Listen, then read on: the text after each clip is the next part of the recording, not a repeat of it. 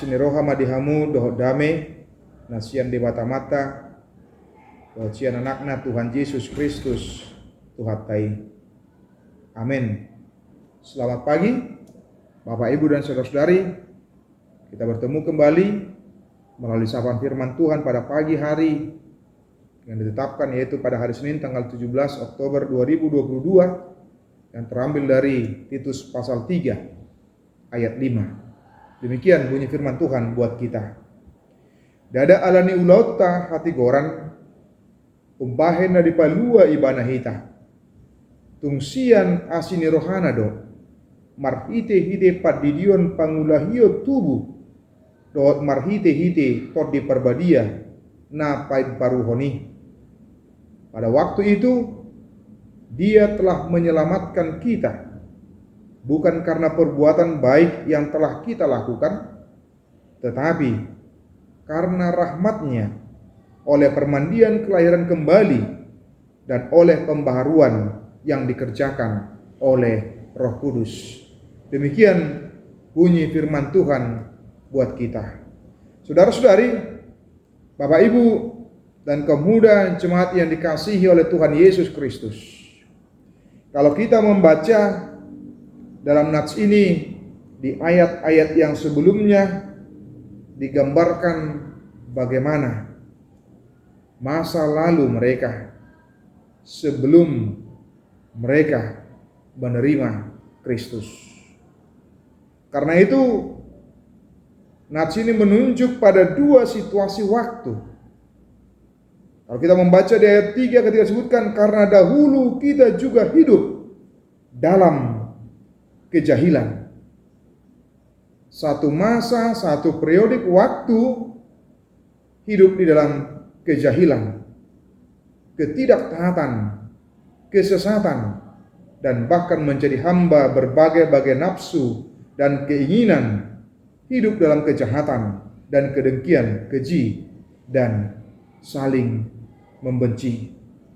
Sesungguhnya itu masa lalu di dalam kehidupan manusia yang disampaikan oleh Paulus kepada Titus terhadap jemaat yang dia pimpin, diingatkan akan masa lalu.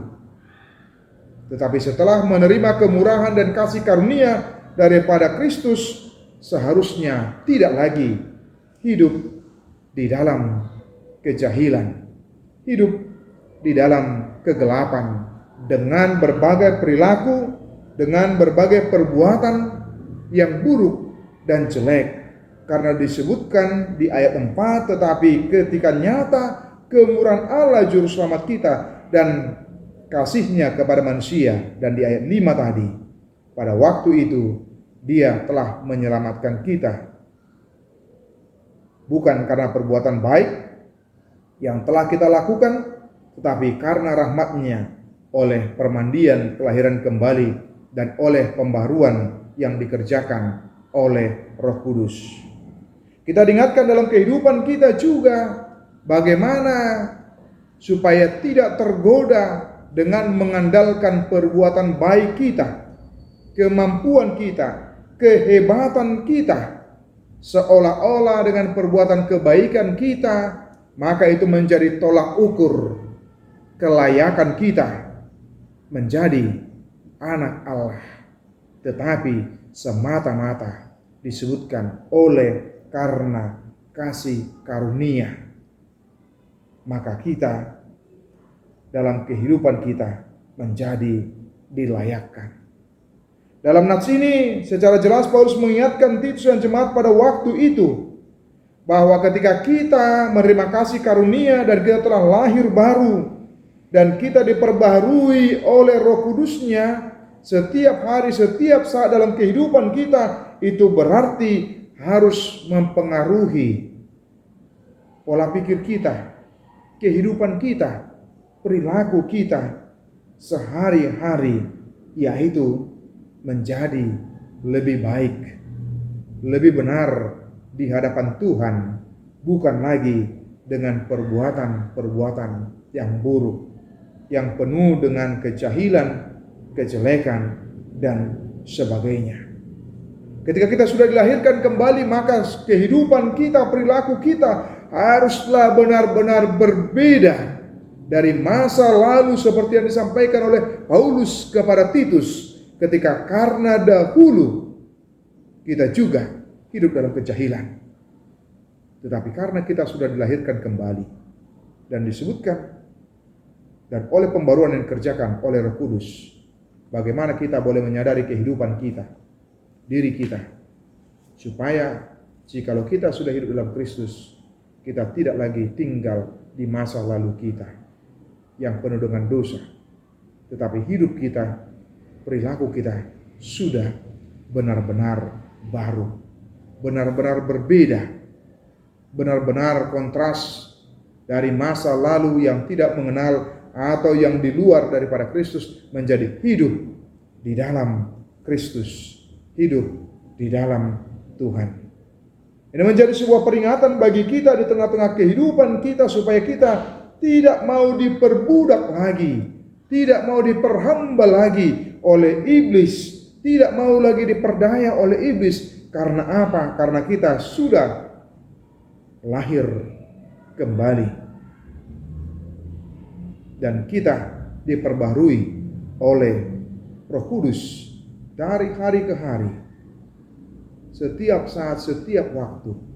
Maka dengan demikian kita mau diajak untuk boleh mengevaluasi kehidupan kita, perilaku kita, tindakan kita.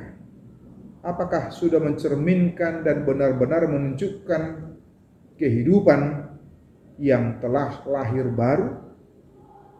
Lahir baru tidak hanya sementara, yaitu menjadi lebih baik, lebih ramah hanya ketika ibadah, tetapi dalam kehidupan sehari-hari kehidupannya sangat buruk dan jelek.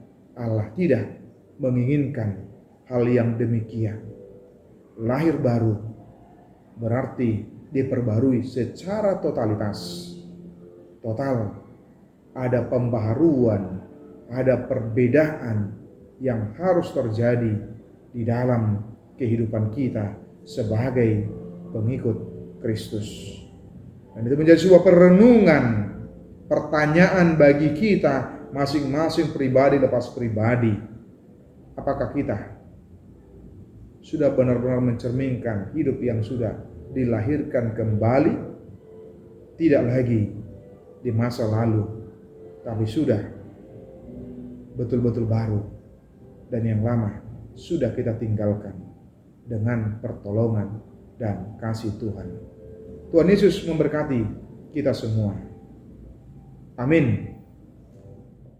Kasih karunia dari Tuhan Yesus Kristus serta kasih setia Allah Bapa dan persekutuan Roh Kudus memberkati dan menyertai kamu sekalian hari ini, esok, dan sampai selama-lamanya. Amin.